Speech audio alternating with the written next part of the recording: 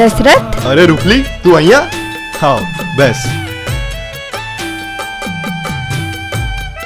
દશરથ, કેમ અહીંયા પૂજા કરવા? માતાજીની પૂજા અને શણગાર કરવા. જો હું વ્રતનો દોરો લાવી છું, મારે વ્રત કરવું છે. પણ તને મારા બાપાની તો ખબર છે ને, એ મને પૂજા કે વ્રત ના કરવા દે. તો હું અહીંયા આવી પૂજા કરીશ. અને નાગજી બાપાને ખબર પડી તો? તો શું, એમને હું જવાબ આપી દઈશ.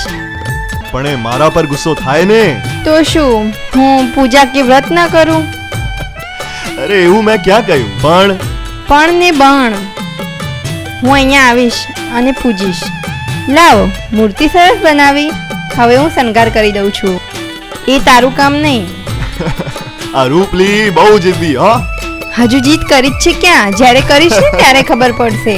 રૂપલી, તારા બાપ જેવી જ જબરી છે. ભાઈ મણિયારા વિનવું માના ચૂડલા ઘડી લાવ. ચૂડલામાં તો મોંઘા મોંઘા હિરલા તું જડાવ. હો ભાઈ મણિયારા વિનવું માના ચૂડલા ઘડી લાવ. ચૂડલામાં તો